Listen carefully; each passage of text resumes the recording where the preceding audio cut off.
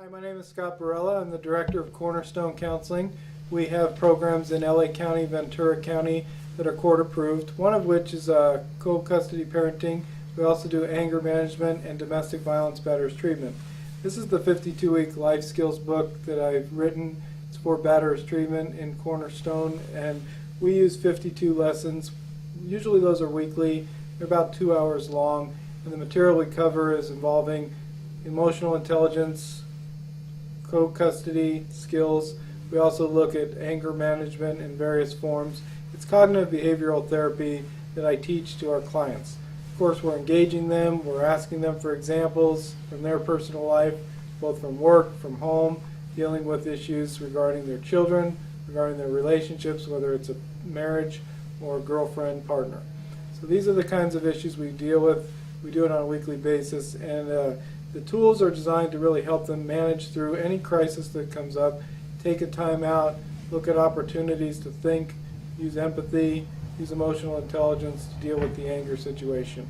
Just growing up in a very dysfunctional, I watched my father beat my mother time and time again, and my mother continued to take my father back, and that happened, on and on. When my father was out of the picture, his stepfather moved in, and the same thing occurred again. So, that was my picture of how so-called normal family grew up. And I knew it wasn't right, but I didn't know how to do anything different, until I ended up here. So. Okay, how old were you when you left home, and what were the circumstances? At 12 years old, my mom left me. Well, I came home in the FBI had kicked in the doors where we were living, which was in a motel in Glendale, California, and my mom said, "You need to go over to your friend's house and I'll come back in a week and come and get you." And that week is still going on. Wow.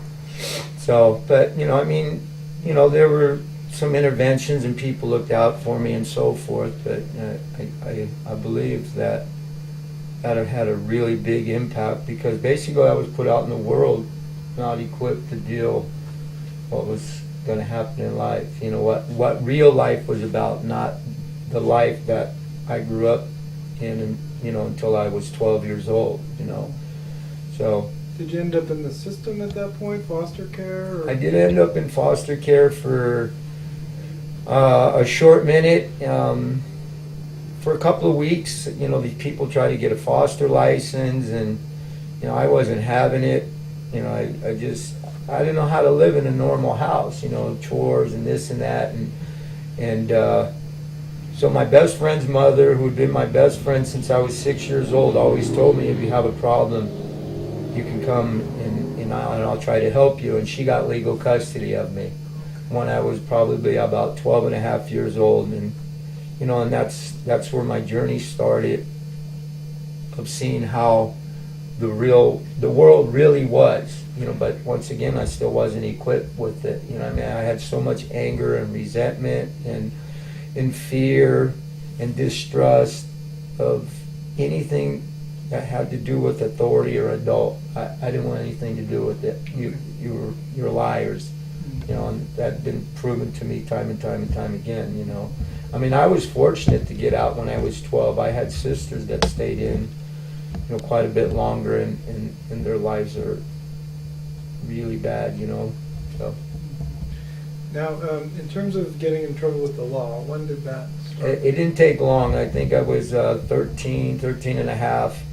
I got with a group of guys, and we drank and partied and had a good time and kicked back at the park. And my first arrest was probably about 13 and a half for breaking into a dairy for alcohol. We had been drinking for a while. We had no more money. I thought it would be a good idea. I knew I could get the beer, and that was my first arrest for breaking and entering. Was put on probation. Really strict probation officer. Then about 6 months later, I threatened a teacher to kill him, and they put me in placement. And about the time I was 14 years old, I was put in placement. When you say placement, was that Youth Authority? Or? Youth Authority, juvenile hall. And then I was placed in a boys' home, a structured living boys home, go to school, you know, they worked a lot of stuff on the reward system based on your behaviors, you know, that once again, you know, the anger and authority issues it was always, and I still see one of my counselors from back then, and you know, and the first thing is he asked me is, how's the anger doing? How is the anger doing? So talk about your anger when you were a teenager up to now. What have you noticed about it? Has it modified? Has there been sort of a progression to that anger management piece? Well, I mean, throughout my life, drinking and using, if I was drinking and using, I didn't have a chance. There's no way to deal with it. You know what I mean? I normally escalate it, and you know, it's taken me to 4 prison terms, because most of all of my stuff have been, I mean, it's drug related, but it really is more than that. It's because of that anger and that frustration and that mistrust, displaced emotions, and I just always turn it to anger. You know what I mean? My motto is I normally operate on 2 things: I fight or I flee, and that's been my motto for a very long time. Not until I came to your class, Scott, did I realize, you know, a lot of that stuff that was, you know, deep rooted in regards to, one, I was just raised that way, and I'm not making excuses, but those were the tools that I was given and taught how you deal with it. And then when I came to your class the first time, did I know that, you know, a lot of my behaviors was directly a result of that stuff. The problem still lied for a long time, that, you know, I don't know why I was so angry and so bitter, how my mom and my daddy just was, and I wasn't willing to really look at, you know, there is help and I can change. And this second time around, I've learned that, and I don't think just by me going through this class that it's going to change if I don't address it on a weekly, a monthly basis. You know what I mean? I think that it will always, you know, hopefully 10, 12, 15 years down the line, by living this way, for not displaying behaviors like somebody cuts me off the road, you know, it's not directly a result of personally me, you know what I mean? And I don't need to take it always personal, pull the guy out of the window or whatever. And I'm realizing that. I'm realizing it too. I'm older. I don't want to go to jail no more. You know what I mean? I have 3 children that I have displayed some of these behaviors in dealing with life, society, you know, and they're starting to, you know, my oldest son is 23, and he behaves the way that I behaved when I was 23, the same way. And what's so funny is the incident, what just happened with my daughter. Okay. She's still having issues with it. Can you elaborate on that? My daughter was, that gentleman, I won't call him a gentleman, that person inappropriately behaved with my 19-year-old daughter, and it's been an ongoing thing for the last month and a half. And my daughter's been displaying behaviors that are not necessarily good, and I really want her to go to counseling. Such as what behavior? Well, the first time was she had a huge anxiety attack, and we took her to the hospital, and we got her through that. And, you know, she suffers from bipolar as well as I do, you know, and the doctor's making sure that her medication's right, maybe give her a little bit more medication, try to get through this period. And then about a week ago, her mom called me up and said that she had put her hands on a person that's been her best friend for years and years and years. And I think a male at that. So, you know, what really scared me is her mom was talking to her about it, and she's like, and she told her mom, don't worry about it. My dad taught me how to fight, and you taught me how to pray to God. You know what I mean? And I'll learn how, you know, to decipher, which is, you know, at some times when you're in that moment, you know, and it goes to the timeout, sometimes in that moment you don't know how to decipher. I know I haven't. Yeah. Many a times I haven't been able to decipher what's, I'm being hurt, and I want to hurt you back. Right. So now you see this in your adult children, your 19-year-old, Right. your 23-year-old. Any examples of your 23-year-old? Well, I mean, his whole thing is drinking and being aggressive, and I said to him, and he's like, it's like a rush, Dad. It's a rush. And I remember being back at 21, 22 when you're going to the clubs and stuff like that, and you get into that situation. The problem is that one, society's getting burnt out on that kind of behavior more so. I mean, you look at the prisons they built, and that's my opinion in regards to that. Okay, no problem. You want to behave like that? We'll put you somewhere. And in the long run, not even in the long run, 2 or 3 weeks, if you're getting in trouble, you got court costs and this and that, and it could have really been deterred had you really just took that time out and say, you know what? I mean, I'm a firm believer if somebody's threatening you, invading your space, you have the right to protect that. But just to go out aggressively looking at that kind of behavior, it's not good. So that's a trait that you recognize in yourself that's been passed on to your Well, I don't know necessarily if I mean, I'm sure that he did because he's seen it behave that way. It wasn't like... Can you talk about your 4 prison terms and how you got there? What was your behavior? My first prison term was a drug conviction, and I violated my formal probation, and they gave me 3 years term. 2 of my other prison terms were violent crimes. Can you speak about the domestic violence ones?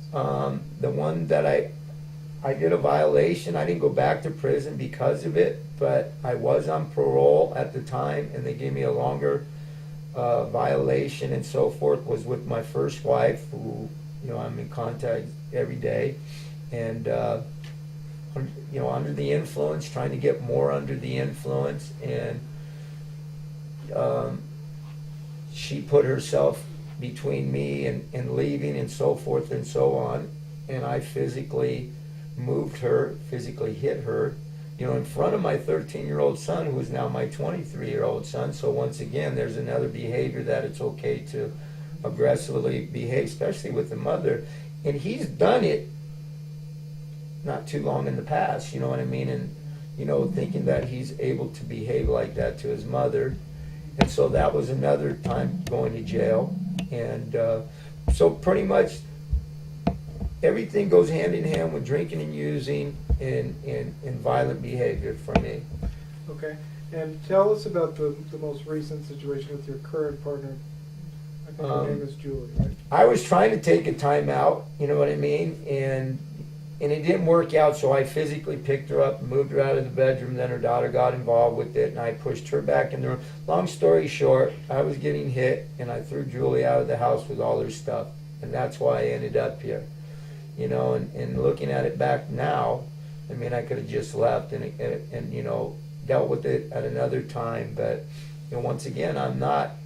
Can you talk about the escalation that you were aware of, the problems in the relationship, and what was going on there? Well, once again, I was the financial provider of the house, and my feelings were hurt, and I had told her that on the telephone. She said she was coming home, and I said, I'm hurt, in regards to, you going out and about, knowing that I'm home and not asking me to go out. And then when she came home, she wanted to fix the problem, and I said, Julie, right now is not a good time.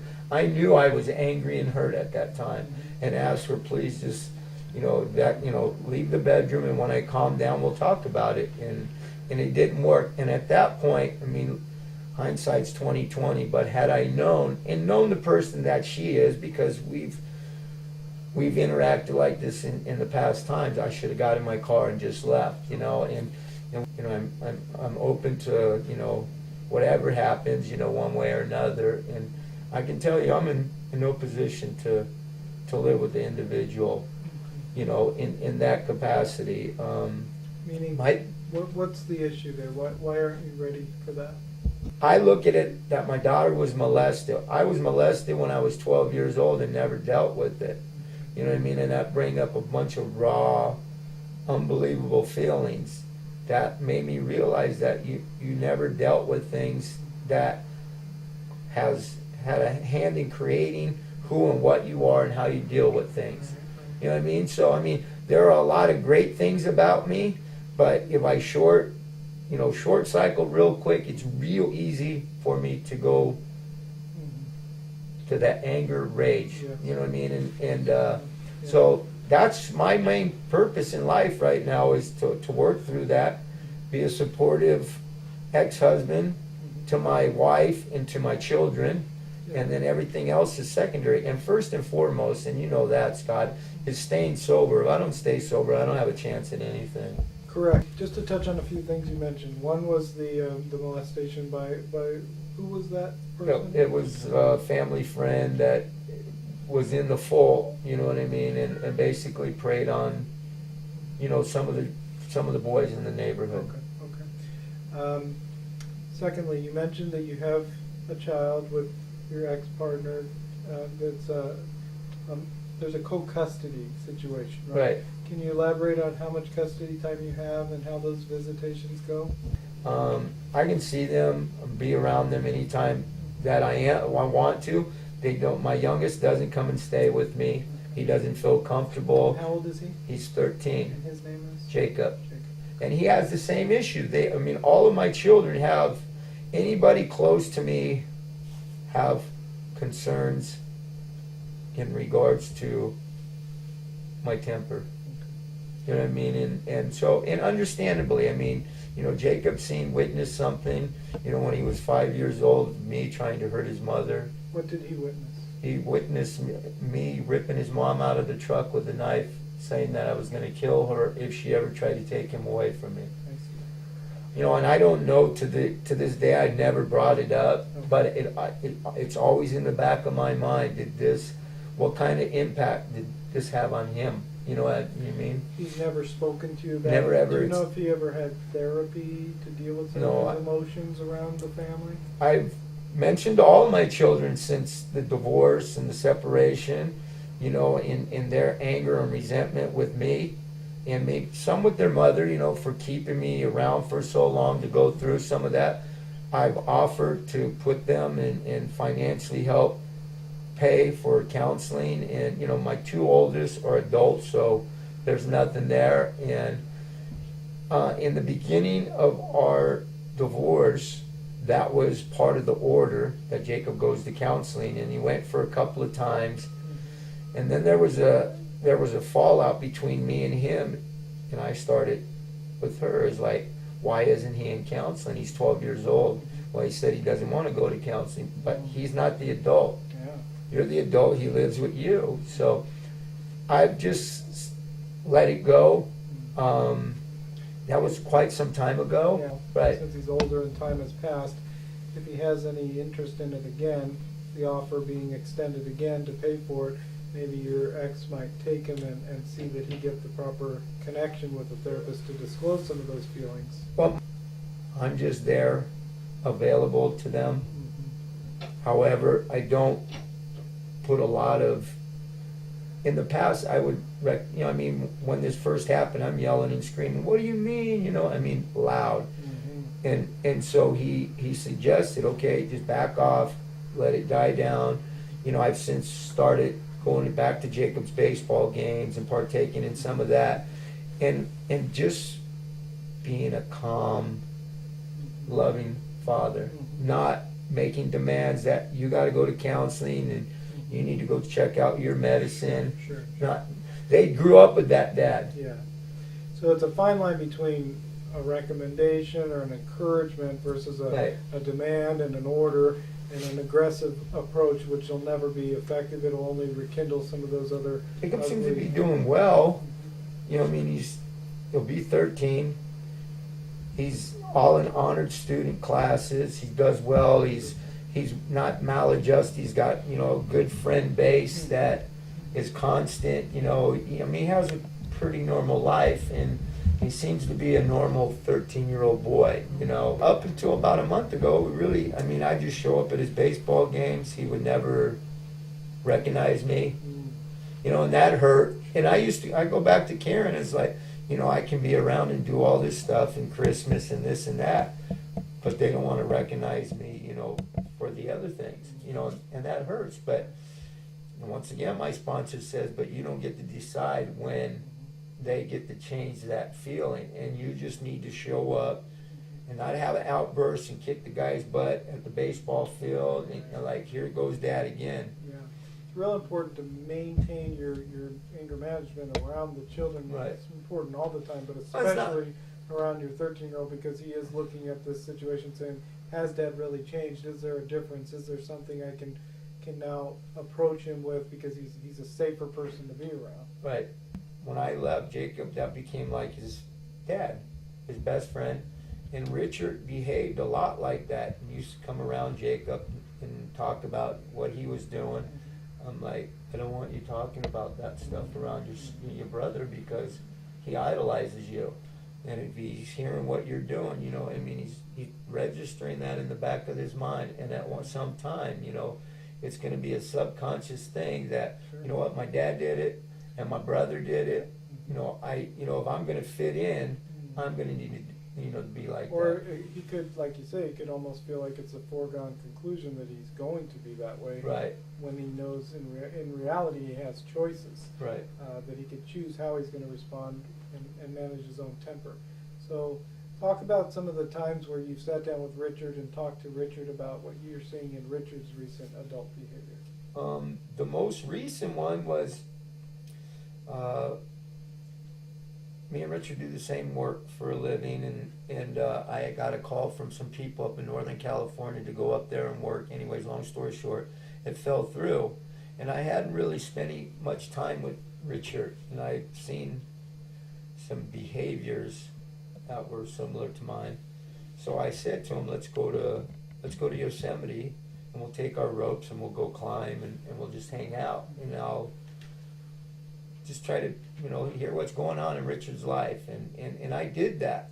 And, you know, it seemed really well, and divulged some more information of things that had happened in my life, of drinking and hanging out and so forth and so on. And the really terrible thing about it was it came back, and 10 hours later he's getting arrested for drunk in public.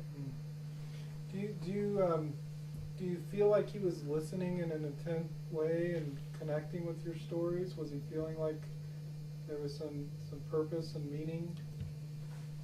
Am I like my father? Because I told him, you know, he's asked me a couple of times, did he think that did I believe he was an alcoholic, and I can't answer that. Nobody can tell you that. I mean, there are a lot of people that are around you that may know that you have a drinking problem or alcoholic prior to you knowing it, but it's not my right to say that. So what happened was I said that to him. I said, Richard, you know, I watched since you've left the house and behave, and the way that you manage your money is horrible, and if you had to ask me, I said that you have a lot of mannerisms that are leading you to have issues with drinking and using. So, and I think he knows the longer I stay sober, the more that I can, that's basically all I can do. Nobody could have told me at 22 years old that you're an alcoholic and, you know, you're going to go to prison 4 times, blah, blah, blah. Nobody could have told me that. I had to go hit that wall or the bottom drop out till I finally realized that at 38 years old that, you know, this was a direct result coupled with not growing up in the best of circumstances.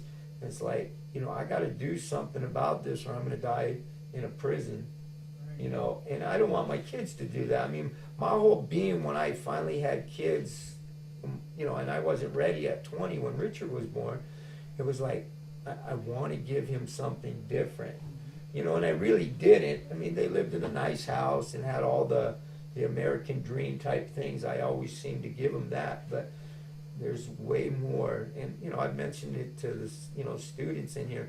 You know, you can talk until you're blue in the face to any of your children or people around you.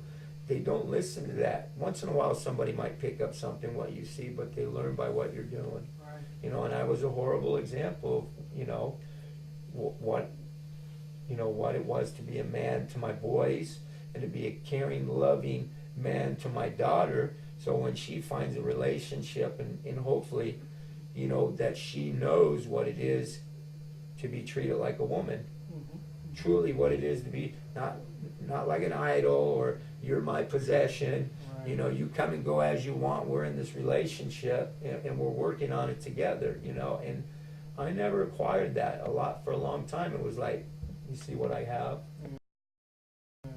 You know what I mean? Can you talk a little bit in detail about some of your anger at home that you did with your first wife, like with the vehicle?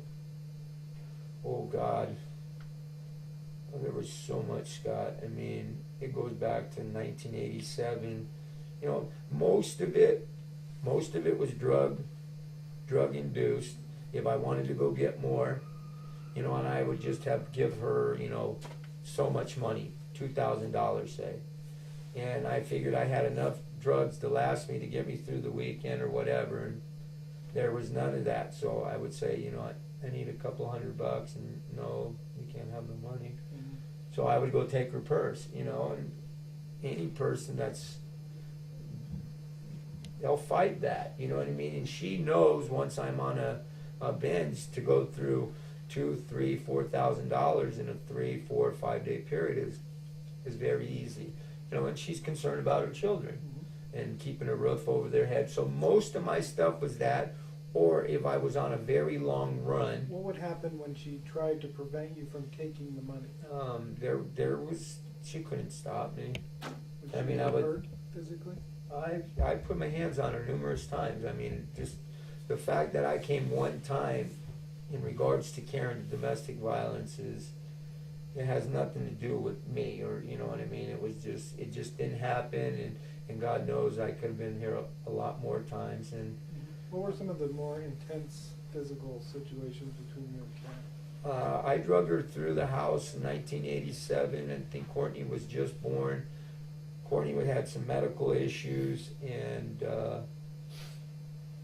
I drove her through the whole house by her hair. You know what I mean? To allow her to release the purse so I could go get loaded. Physically dragging her? Oh, physically. So the children did witness that? Courtney was just, you know, she was a week old. Do you remember Richard's scene? I think Richard was with Grandma. I don't think Richard's seen it. Okay. You know, and I tried to explain to Richard more so because I've seen some of his relationships, and he hasn't gotten to that point, but him explaining to me staying in a volatile situation with the woman when they're having that kind of issue, and he's been drinking, and you put water on it, I mean, you know, you put booze on it and forget it, you know, and she slapped him and cracked him a couple of times, and he's like, you know, in a conversation you said we had, I said, you know, he divulged that. I was like just ready to put her head through the wall, and he's like, Rich, you need to go. That's the pre-warning of the next step, which is the actual Right, doing that. you know, so violence. Yeah. What about the car one? I know you talked about that in the class. the car one was where I got arrested. I got the money from her, and I came out, and by that time Richard had called the police. How old was Richard? 13. 13. And Same age as Jacob now. right.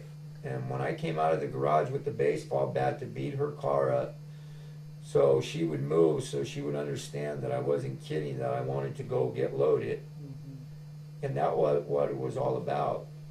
Anyways, there were probably three sets of Simi Valley police in the front yard. And anyways, they told me to put the bat down. I didn't put the bat down. I beat the shit out of the car with the baseball bat, and then went at them with the baseball bat. I believe they tasered me once or twice.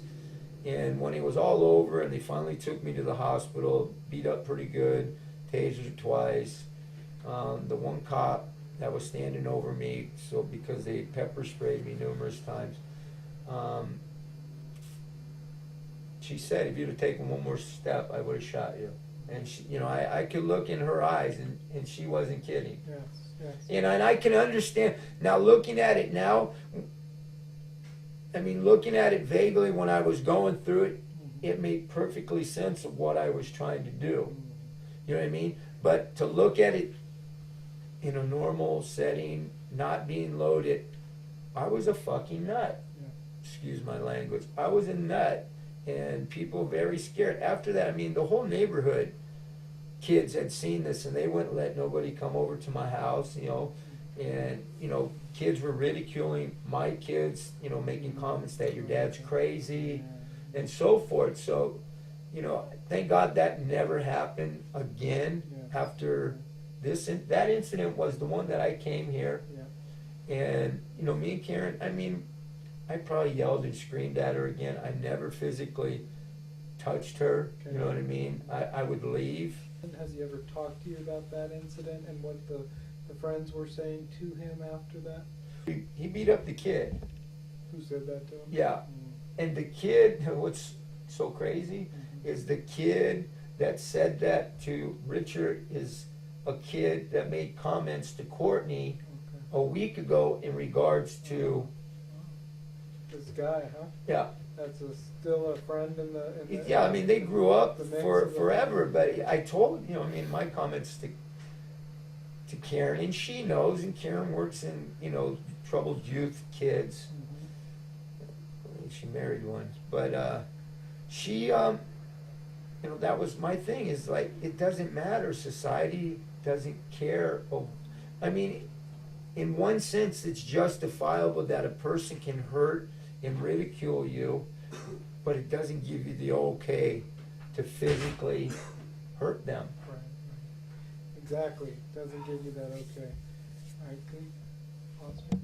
What are the 5 things that maybe you've learned from here that you now apply in your life to try and help you maintain your freedom, maintain your peace of mind, and what your perspective is on how you want to go forward from here? Okay. Ready here? So anyways, back in domestic violence, second time. My thing is I have a mental lapse of things that have occurred, you know what I mean? And I get going in life and I forget, you know, who and what Tony is. And coming to this class every week is a reminder to myself that, like I said, maybe in 10 or 12 years doing it differently, that may work. But until that happens, that just like I have to be diligent about staying sober and clean, that as much anger is as much a huge nemesis to myself, you know, and I don't have the luxury that a lot of people have to display the anger the way that I do.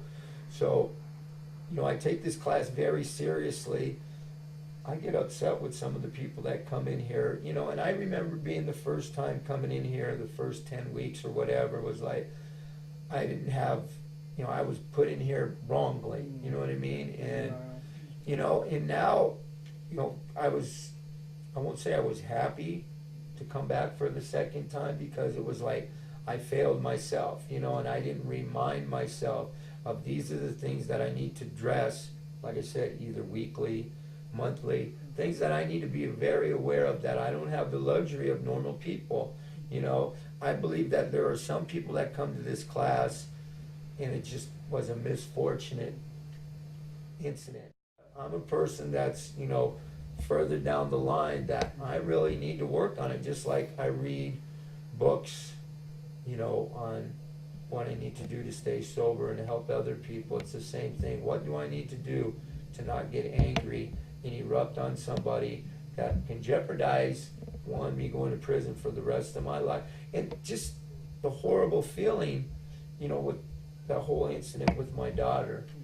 When she divulged that information to me, her first thing is like, I don't want you to get in trouble and I don't want you to do anything stupid. The concern about you overreacting and doing something that's going to make her embarrassed, but also put you in a compromised situation. And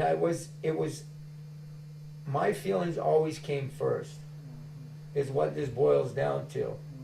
My feelings are the first and most important thing, and that's not actually truth in life. Right. You know what I mean? And you've given me, you know, some tools, you know, to work on every day, situations that I get into.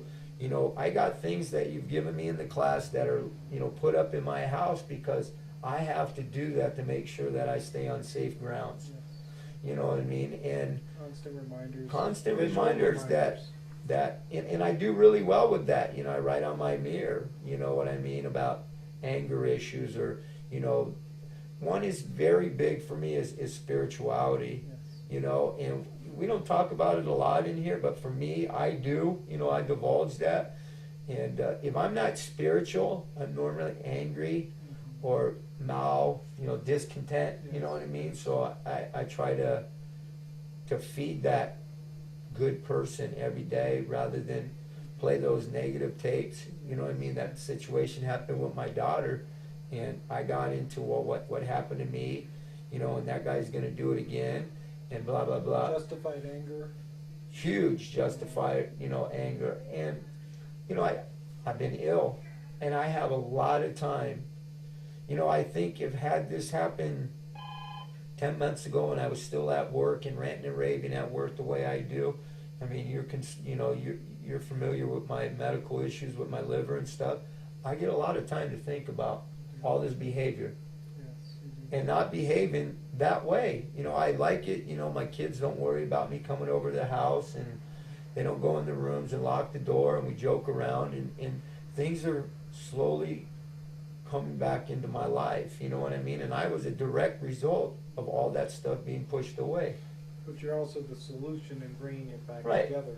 There are days that I don't want to do it and I don't want to behave like that, but it's like, okay, well, you just took 6 steps forward. If you behave this way, it's like you're going to take 7 steps backwards, and now you got to trudge up that road and see. I don't want to see that stuff no more. Exactly. You want it to go forward in a positive So- way.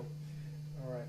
So managing your anger, managing your sobriety, keeping reminders around the rooms in your house to kind of be a presence in your world all day, all the time, helps you stay on that positive track. Put myself out in front of the group. You know, I don't really hide behind anything. They know me. You know, if they can use something from my past experience, be it negative and things that I do, I love to pass that on.